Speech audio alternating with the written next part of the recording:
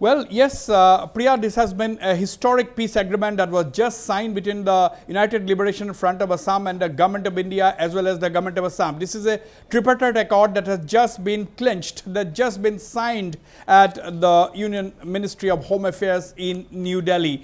Now, this is significant for more reasons than one, because the curtains have now come down on one of the longest running insurgencies in Assam.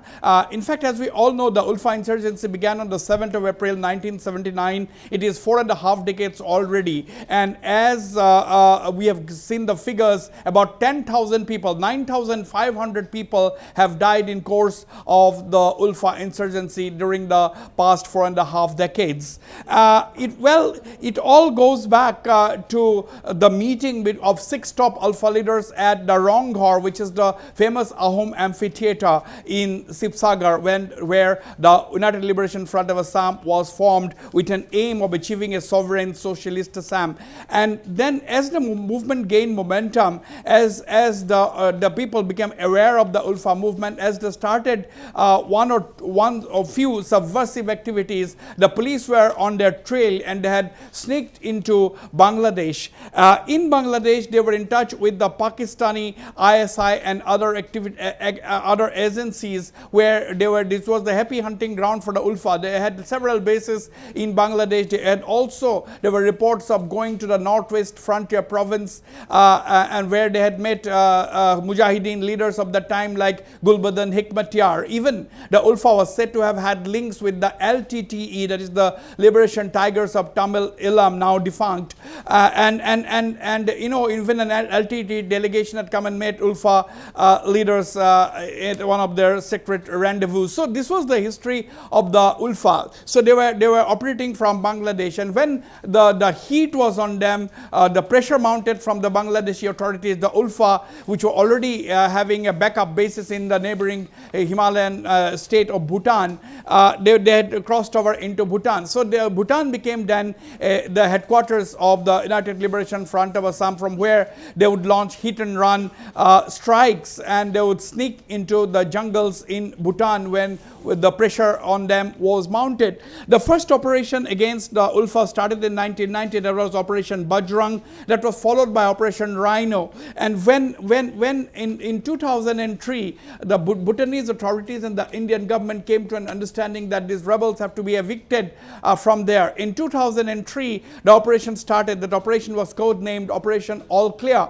That was, of course, a pincher attack. The Indian army on the Indian side and the Bhutanese Royal Bhutan Army on the Bhutanese side. The ULFA was sandwiched. Several of them died, several of them surrendered, several of them came overground. After that, the Bangladeshi authorities in 2011 handed over several top ULFA leaders to Indian authorities. The Bangladesh handed over top ULFA leaders to Indian authorities. That was in 2011. That included, of course, the ULFA chairman 𝗟𝗏𝗪𝗔. Of course, at that time, 𝗂𝗏𝗪𝗀, the general secretary, was in a Bangladeshi jail. He was picked up several years ago, and later on he could manage to come out of the jail, and again he was handed over to Indian authorities, and that is how he is part of the ULFA delegation now.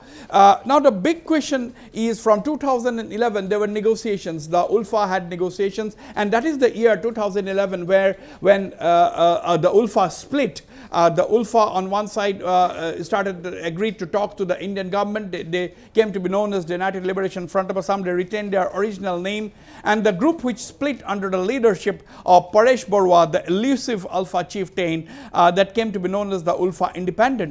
Now the ULFA Independent is, of course, not a part of the peace talks. They are outside the peace purview. They are continuing with their subversive activities. But today we have just seen the accord being signed between the United Liberation Front of Assam, headed by Chairman 𝗪𝗏𝗪𝗏 and General Secretary 𝗂𝗏𝗪𝗃 and the Government of India and the Government of Assam. Now we don't know exactly what is the content of this historic agreement that was just signed, but as Union Home Minister Amit Shah indicated, that there is going to be a very big financial package that is going to be announced besides other benefits for the people of Assam. But what Northeast Life is getting to know is that the accord will have some restrictions on non-indigenous people buying land in Assam. This is one of the core demands of the ULFA for several years now, that they wanted restrictions on purchase of land by non-indigenous people. So people who are indigenous to Assam, whether it is Assamese, whether it is others, they will be able to buy and sell land, but people who are not indigenous to Assam will not be able to buy land anywhere in the state. That is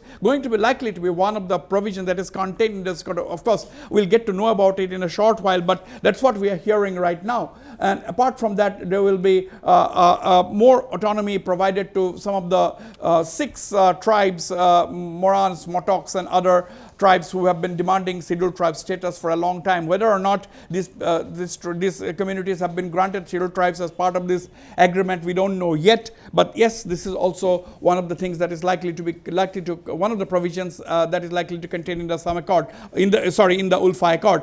And of course, we now know that 700 ULFA cadres are going to formally surrender, and they are supposed to vacate the designated camps where they are staying, and they are going to be assimilated into the mainstream of political life. Apart from these 700 cadres, that the ULFA cadres who are going to be rehabilitated or compensated, there will be about 2,500 odd martyrs families who are going to get benefits out of this financial package that Home Minister Amit Shah has indicated. So this is what we know as of now, Priya, and all said and done, this is a historic accord. And with this accord, only one major insurgent group remains in Assam, active in Assam, and that is the ULFA independent, headed by the elusive guerrilla chieftain 𝗪𝗪𝗪𝗏.